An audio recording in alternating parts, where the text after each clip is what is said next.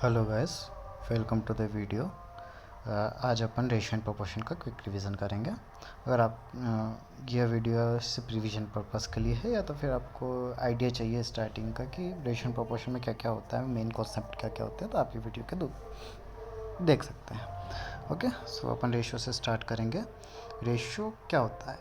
Means एक कोई सी value दो जने का कंपेरिजन को अपन रेशियो बोल सकते हैं कि उनकी एक्चुअल वैल्यू बताए बिना अपन उनका बीच में कंपैरिजन कर रहे हैं। लाइक कि मेरे पास 50 रुपये, तेरे पास 100 रुपये, तो अपन एक्चुअल वैल्यू ना बताते हुए इतना बता दे रहे हैं कि अगर मेरे पास 1 रुपया है तो सामने वाले के पास 2 रुपये है। That's it. उसी चीज़ को अपन रेशियो बोलते हैं। अब रेशियो से आपको अगर रियल वैल्यू में जाना है तो एक यूनिक नंबर में से मल्टीप्लाई करना होता है।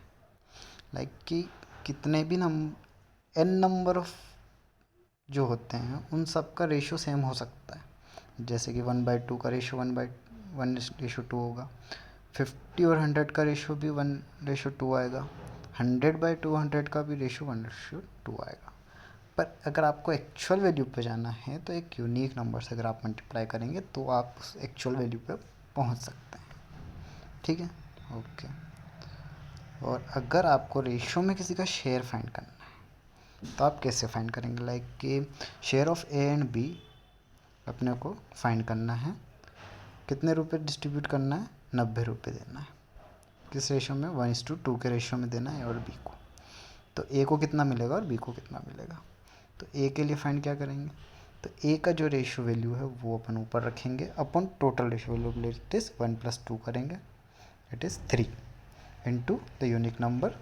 जैसे इनको सिंप्लीफाई करेंगे तो आपके पास शेयर ऑफ ए आ जाएगा कि शेयर ऑफ ए के पास 30 रुपये।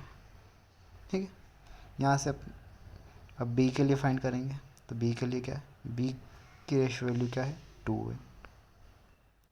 2 डिवाइड बाई टोटल कितना ratio? 3 divide by 3 into 90। Answer आ जाएगा अपना 60। या तो फिर आप 1 रेशियो की वैल्यू फाइंड कर लीजिए और जिस चीज़ की वैल्यू आपसे पूछी उससे मल्टीप्लाई कर दीजिए। दैट इज़ कि अगर आपको 1 रेशियो की वैल्यू फाइंड करनी है तो टोटल रेशियो कितना है? 3। यूनिक नंबर कितना है? 9, मतलब 3 की वैल्यू कितने दे रखी है? 90। तो 90 अपन 3 पर अपन करते हैं तो आंसर आएगा 30। मतलब एक रेशियो की वैल्यू 30 है तो दो रेशियो की क्या होगी? 2 इंटू 30। अगर 4 रेशियो की वैल्यू पूछी हो तो 4 इंटू 30। जैसे रेशियो की वैल्यू से भी अपन फाइंड करते हैं। ठीक है, और अब आ गया सब्ट्रैक्शन ऑफ रेशियो। रेशियो को सब्ट्रैक्ट कर सकते हैं? हाँ, कर सकते हैं। कैसे? 2:3 और 4:5 को अपने को सब्ट्रैक्ट करना है तो डायरेक्ट अपन नॉर्मल सब्ट्रैक्शन जैसे ही सब्ट्रैक्ट कर सकते हैं। बट यहाँ पे मैंने लिखा है कि ये रॉन्ग है। ऐसे आप डायरेक्ट सब्ट्रैक्शन तभी कर सकते हैं जब इन लोगों का इंटरनल गैप सेम। जैसे यहाँ पे इंटरनल गैप जो है वो सेम नहीं है। यहाँ पे 3:4 और 7:9 का दोनों का इंटरनल गैप अलग अलग है। तो इंटरनल गैप अगर आप सेम करते हैं तो हो जाएगा। लाइक 3:5 है और 7:11 है। अगर आप इन दोनों का इंटरनल गैप अलग अलग है, 3:5 में इंटरनल गैप है 2 का, 7:11 में इंटरनल गैप है 4 का। तो अगर 3:5 को मैं मल्टीप्लाई कर दूँ तो मेरा इंटरनल गैप सेव हो जाएगा। तो करते हैं 6:10 और 7:11 दोनों का इंटरनल गैप अब सेम हो चुका है। यहाँ पे यहाँ भी 4 का इंटरनल गैप, यहाँ भी 4 का इंटरनल गैप है।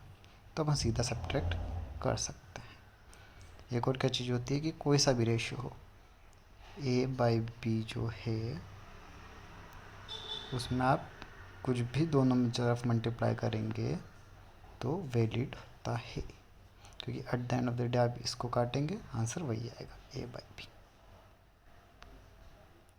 तो कई बार आप खुद से अगर सिंपल करना है उस प्रोसेस को तो आप कर सकते हैं कुछ भी मल्टीप्लाई करके। अगर आपको डेसिमल में नहीं चाहिए, ज़्यादा बड़ी वैल्यूज़ आ गई है तो आप लाइक 100 से मल्टीप्लाई कर दिया सबको, ताकि आपकी डेसिमल में वैल्यू ना आए, छोटी वैल्यू ना आए। तो आप ऐसे मैनिपुलेट रेशियो को कर सकते हैं।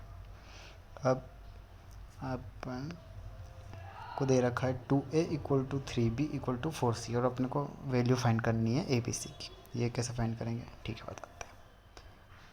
तो इसमें आपको फर्स्ट वाले जैसे ए की वैल्यू फाइंड करनी है तो ए को छुपा लो और बाकी दोनों को आपस में मल्टीप्लाई कर दो।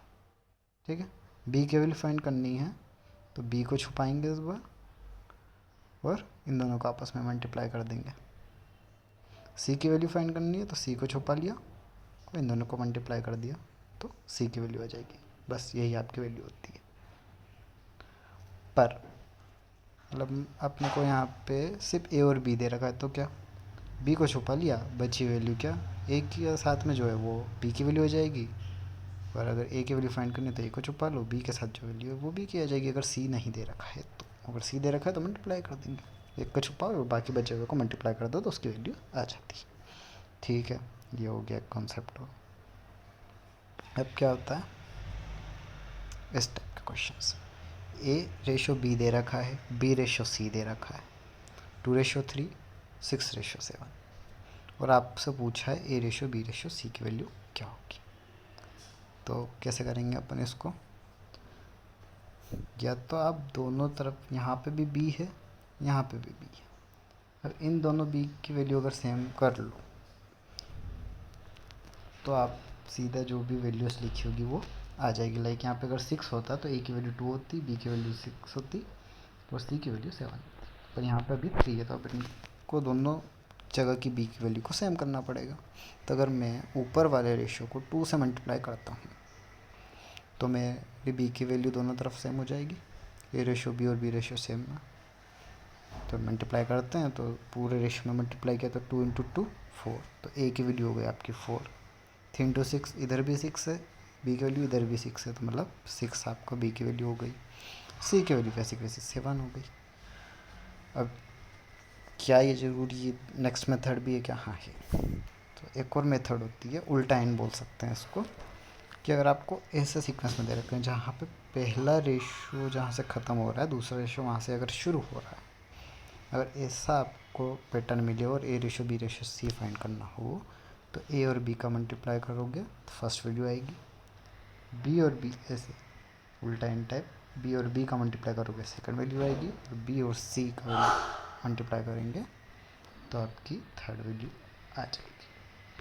जैसे यहाँ पे 12, 18 और 21 आएगी। अब इसको और सिंप्लीफाई कर सकते हैं, काट सकता है तो काट दीजिए, नहीं तो यही आंसर होगा। जैसे कि आपको कट सकता है, किससे कटेगा, 3 से कटेगा। देखिए सिमिलर आंसर आया, इसका भी आंसर वही, इसका भी आंसर। इस वाली मेथड को कहाँ नहीं लगा सकते हैं अपन, जैसे अगर आपको ये दे रखा हो ए रेशो बी और ए रेशो सी, क्या इसमें मैं ये वाली मेथड लगा सकता हूँ, नहीं लगा सकता।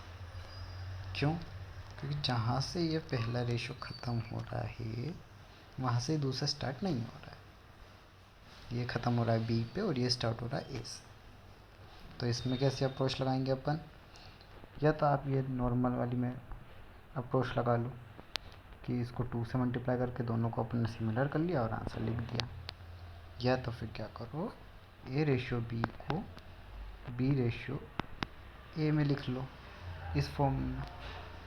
इस फॉर्म में अगर आप बना देंगे तो ये वाली मेथड आप यूज़ कर सकते हैं।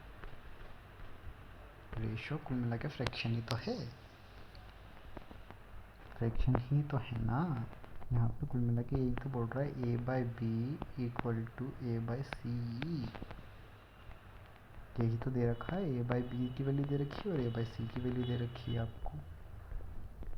मैं b/a और c/a इतना तो आप कर ही सकते हैं ना। ठीक है, आई होप समझ गए होंगे।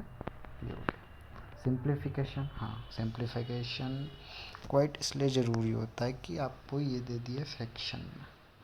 अब फ्रैक्शन में कई बार जो आपकी वो होती है कैलकुलेशन वो लेंदी जाती है, या डेसिमल में आपको वर्क करना पड़ता है और बहुत सारी चीज़ें होती है।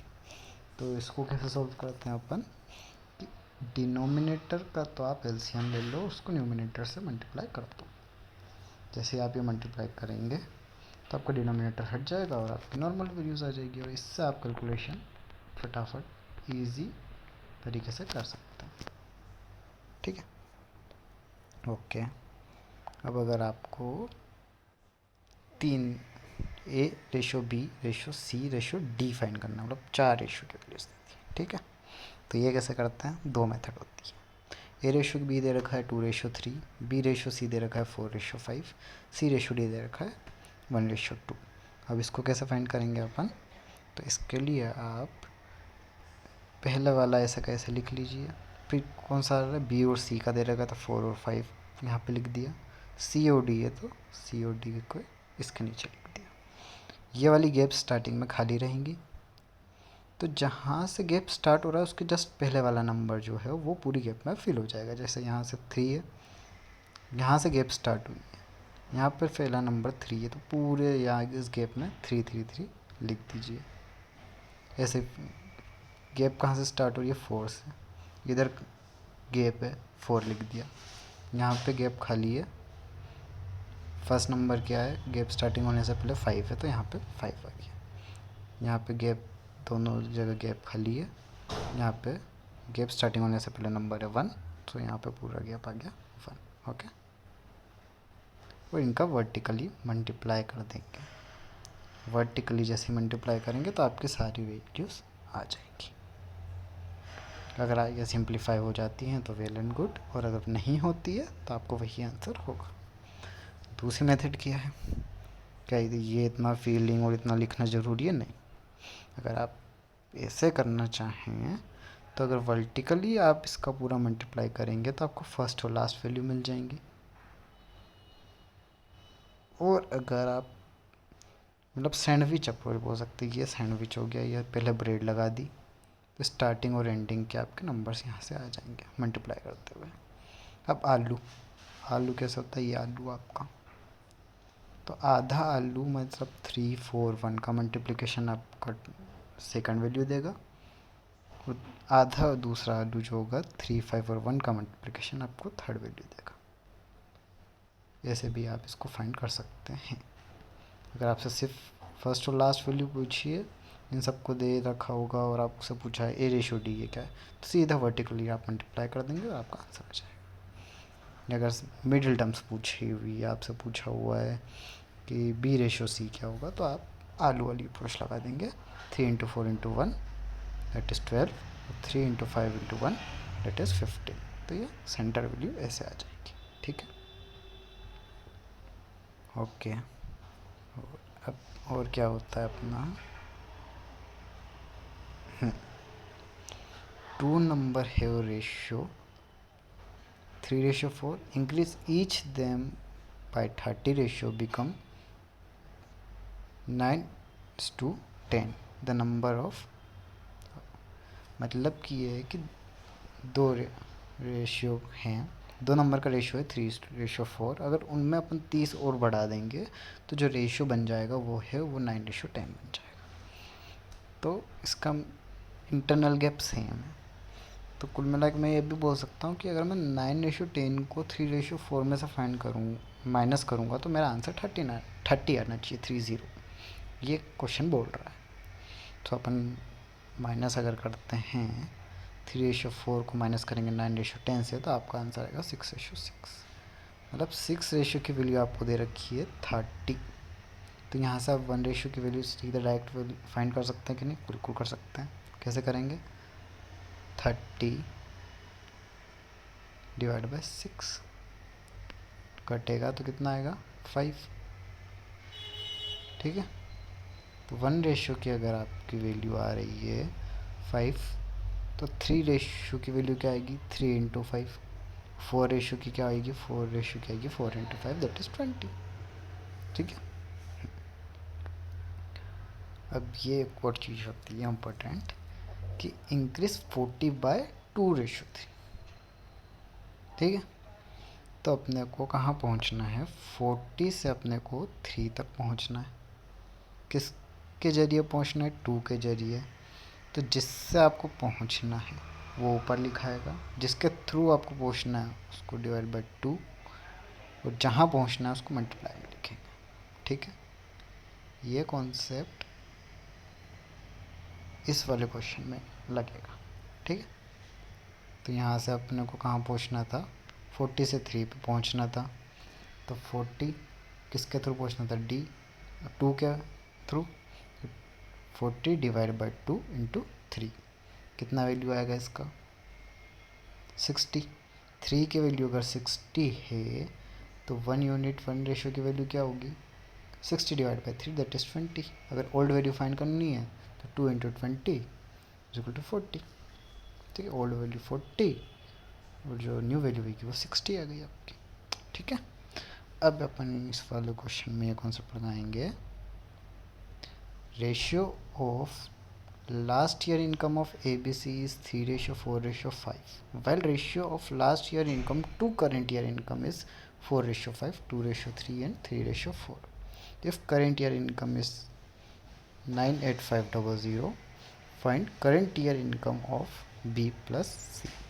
ठीक है, तो इसको अपन कैसे करेंगे, अपने को लास्ट ईयर इनकम दे रखी है, लास्ट ईयर और करेंट ईयर का रेशियो दे रखा है और अपने को करेंट ईयर के सबकी इनकम दे रखी है, मतलब अपने को लास्ट ईयर से करेंट ईयर पे पहुंचना है। तो ये अपन ने इसके पहले जस्ट अप्रोच सीखी हुई है ये वाली, इसका यहाँ पे सिंपली यूज़ होगा। ठीक है, तो 3 से आपको 5 तक पहुँचना है, किसके थ्रू पहुँचना है 4 के थ्रू पहुँचना है, तो 3 डिवाइड बाई 4 इंटू 5। यहाँ पे 4 से आपको 3 पे पहुँचना है, किसके थ्रू पहुँचना है 2 के थ्रू, तो 4/2 इंटू 3। यहाँ 5 से 4 तक पहुँचना है, किसके थ्रू पहुँचना है 3 के थ्रू, 5 डिवाइड बाई 3 इंटू 4। ये आपका आ गया। अब क्या करेंगे अपन, इसको सिंप्लीफाई करेंगे तो 15/4 रेशो 6 रेशो 20/3 आ गया। अब इनका सम करेंगे तो अपना आएगा 197/12 रेशियो। इस रेशियो की वैल्यू आपको दे रखी है क्वेश्चन में 98500 है, तो इसको से अपन 1 रेशियो की वैल्यू फाइंड कर लेंगे, तो 197 से 985 5 टाइम्स कटेगा तो 500 आ गया, 12 उधर गया, 12 इंटू 500 इक्वल्स टू 6000, तो 1 रेशियो की वैल्यू आपकी आ गई 6000। ठीक है, अब आपसे क्या पूछा है, बी प्लस सी की करेंट ईयर इनकम का साइन क्या होगा। अब लोगों अपन क्या करेंगे, यहाँ से अपन ने करेंट ईयर इनकम का रेशियो निकाल रखा है, तो 6 + 20/3 क्या आएगा 38/3 रेशियो की अपने को वैल्यू फाइंड करनी है।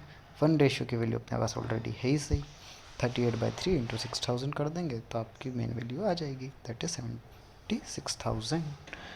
बट बहुत सारे क्या करते हैं कि कई बार छोटी मोटी मिस्टेक या जल्दी जल्दी में मिस्टेक क्या हो जाती है कि यहाँ से वो करेंट ईयर का रेशियो ले लेते हैं कि ये इसकी करेंट ईयर 3 है, इसका 4 है, तो 4 + 3 7 ले लेंगे, बी प्लस सी 7 हो गया और इसको मल्टीप्लाई कर देंगे। नहीं, क्योंकि वो लास्ट ईयर से करेंट ईयर का रेशियो है, ना कि करेंट ईयर की वैल्यू दे रखी है। वो एक्चुअल करेंट ईयर की वैल्यू नहीं है जो अपन ने यहाँ पे निकाली है, ये अपन ने एक्चुअल करेंट ईयर की वैल्यू निकाली है, तो ये वाला रेशियो यूज़ होगा, ना कि पुराना वाला जो क्वेश्चन में दे रखा है। ठीक है, ओके। अब क्या, कई बार कंफ्यूजन इस वाले क्वेश्चन में बहुत होता है, जैसे यहाँ पर दे रखा है ratio of monthly income of A and B is 11:13, expenditure ratio is 9:11, if both saves 4000 per month, find the difference of their income. ये तो सीधा रेशियो के नॉर्मल वाले क्वेश्चन से भी हो जाएगा, like income minus expenditure savings होता है, तो इनकम का रेशियो दे रखा है, एक्सपेंडिचर का दे रखा है, सेविंग्स निकाल लेंगे। अब दोनों का इंटरनल गैप सेम है ही सही, तो यहाँ से अपन सब्ट्रैक्ट करेंगे तो 2:2 आंसर आएगा, मतलब सेविंग्स कितनी है 2 की है, उसकी वैल्यूज़ क्या दे रखी है आपको 4000, तो 4000 2 रेशियो की वैल्यू 4000 है, तो 1 रेशियो क्या क्या होगी 2000। अब क्या पूछा है, ए और बी की इनकम का डिफरेंस, तो ए की इनकम 11 है, बी की इनकम 13 है रेशियो में। अगर रेशियो में इनका डिफरेंस निकालेंगे तो 2 रेशियो आएगा, टी रेशियो की वैल्यू क्या हो जाएगी 2 × 1 रेशियो की वैल्यू दैट इज़ 2000, तो 2 × 2000 इज इक्वल टू 4000। ये तो आपका आ गया। बट अगर एग्जामिनर ने दोनों की सेविंग्स अलग अलग कर दी, तो अगर दोनों की सेविंग्स सेम है तो ही आप ये वाली अप्रोच यूज़ कर सकते हैं। अगर दोनों की सेविंग्स अलग अलग हैं तो आपको मेथड 2 यूज़ करनी होगी। मेथड 2 क्या है? इनकम आपने लिख दी, एक्सपेंडिचर लिख दी और दोनों की सेविंग्स लिख दी जो कि आपको गिवन है। लाइक यहाँ पे 4000 है, दोनों की 4000 लिख दिया। अगर यहाँ पे अलग अलग होती, यहाँ पे 36,000 है तो यहाँ पे 36,000 आप लिख देते हो, या 3600 जो भी यहाँ की वैल्यू होती है वो आप लिखते हैं। ठीक है, इसमें आपको क्या करना है, क्रॉस मल्टीप्लिकेशन करना है अपर साइड में दोनों का, और दोनों का सब्ट्रैक्शन करना है, difference. Like 11 into 11 121, 9 into 13 equal to 117, दोनों का डिफरेंस लिया तो 4 रेशियो। बाकी फिर नीचे भी क्रॉस मल्टीप्लाई करना है, लाइक 11 इंटू 4000, 9 इंटू 4000। इन दोनों की वैल्यू क्या आएगी? 11 इंटू 4000 आएगा 44,000, 9 इंटू 4000 आएगा 36,000। इन दोनों का सब्ट्रैक्शन करेंगे तो आएगा 8,000। मतलब 4 रेशियो की वैल्यू 8,000 आपकी आ गई है। 1 रेशियो की फाइंड करना तो सीधा डिवाइड बाय 4 करेंगे तो 1 रेशियो की वैल्यू आ जाएगी 2000। जैसे ही आपकी 1 रेशियो की वैल्यू आएगी वहाँ से आपका क्वेश्चन ख़त्म हो जाएगा। अगर आप जैसे बी की इनकम पूछी है तो 13 इंटू 1 रेशियो की वैल्यू लेटेस्ट 2000, या डिफरेंस पूछा है तो डिफरेंस बता दो। जो भी, एक बार अगर आपकी 1 रेशियो की वैल्यू आ गई तो आपके सारे आंसर आ गए समझो। ठीक है, 1 रेशियो की ही वैल्यू, जो यूनिक नंबर एक बार आ गया तो आपका आंसर वहीं, मतलब आधे से ज़्यादा क्वेश्चन तो वहीं सॉल्व हो जाता है। फिर आपको कुछ नहीं, बस वैल्यू निकाल के आंसर कर देना है। ठीक है, ओके। प्रोपोर्शन क्या होता है? ये जो 4 बिंदु है ये प्रोपोर्शनलिटी का साइन होता है। प्रोपोर्शनल मतलब कुछ नहीं, क्या 2 रेशियो जब इक्वल होते हैं तो वो प्रोपोर्शन होते हैं। That's it. लाइक कि A by B equal to C by D होगा तो वो दोनों एक दूसरे के प्रोपोर्शनल होंगे। कैसे भाई? मतलब कि अगर ए बाई बी 1/2 है और जो सी बाई डी है वो 4/8 है, तो इन दोनों को सिंप्लीफाई करूँगा तो मैं आंसर क्या आएगा 1 और यहाँ आएगा 2। तो दोनों का रेशियो इक्वल है, तो दोनों के दोनों एक दूसरे के प्रोपोर्शन में हैं। डायरेक्टली प्रोपोर्शनल मतलब क्या होता है कि अगर मैं ए में जितना बढ़ा रहा हूँ उतना ही बी में बढ़ोतरी होगी। इन्वर्सली प्रोपोर्शनल होता है कि अगर मैं ए में जितना बढ़ा रहा हूँ उतना ही बी में घट जाएगा। ठीक है, ओके। अब अगर यहाँ से क्वेश्चन बनते हैं कि आपको ए बी की वैल्यू दे दी और सी की वैल्यू नहीं दी और डी की वैल्यू दे दी और आपको बोला कि सी की वैल्यू फाइंड करो, तो आप इस इक्वेशन में से सारी वैल्यूज़ फाइंड कर सकते हैं। अगर एक कोई सी वैल्यू गायब है तो, लाइक ए की वैल्यू फाइंड करनी है तो बी इंटू सी अपॉन डी। अगर बी की वैल्यू फाइंड करनी है तो बी को उधर किया तो ए इंटू डी अपॉन सी। अगर सी की वैल्यू फाइंड करनी है तो ए इंटू डी अपॉन बी, और डी की वैल्यू फाइंड करनी है तो सी बी सी अपॉन ए। ठीक है, एक और कॉन्सेप्ट क्या होता है कि फर्स्ट और लास्ट नंबर, मिडिल 2 नंबर का मल्टीप्लिकेशन और फर्स्ट और लास्ट का जो मल्टीप्लिकेशन होता है वो दोनों इक्वल होना चाहिए। तो यहाँ से आप अगर ऑप्शंस वाले क्वेश्चंस होते हैं तो डायरेक्ट ऑप्शन से आप उड़ा सकते हैं। ठीक है, ओके। लास्ट डिजिट से चेक करके या सीधा जो भी डिजिटल सम वगैरह आपको लगाने हैं, डिविजिबिलिटी देखनी है, वो सब कुछ करके। अब क्या है, किस टाइप का क्वेश्चन आता है कि 4 नंबर दे देते हैं, उसमें बोलते हैं कि इनमें क्या ऐड करें जो ये एक दूसरे से प्रोपोर्शनल हो जाए। ठीक है, तो इसके लिए ट्रिक होती है कि स्टार्टिंग के 2 नंबरों का डिफरेंस प्लस बाकी जो लास्ट के 2 नंबर हैं उन दोनों का डिफरेंस, मतलब 2 नंबर के इन दोनों का डिफरेंस प्लस इन दोनों का डिफरेंस, जो डिफरेंस आएगा उसको इसके फर्स्ट नंबर से मल्टीप्लाई करना है और इनके डिफरेंस को इसके फर्स्ट नंबर से मल्टीप्लाई करना है, वो दोनों को आपस में सब्ट्रैक्ट कर देना है। और डिनोमिनेटर में क्या होगा, ये जो डिफरेंस आया है इनका डिफरेंस जो होगा वो आपका डिनोमिनेटर में आ जाएगा। दैट इज़ 32, इन दोनों का डिफरेंस 103 और 135 का डिफरेंस आया 32, और इसको मल्टीप्लाई किया आपने सेकंड वाले दोनों के जो पेयर है उसका फर्स्ट नंबर से, दैट इज़ 110 32 इंटू 110 माइनस इन दोनों का डिफरेंस क्या है 110 और 144 का 34 मल्टीप्लाई बाय इसका फर्स्ट नंबर क्या है 103 divide by difference of 32 and 34 equal to x.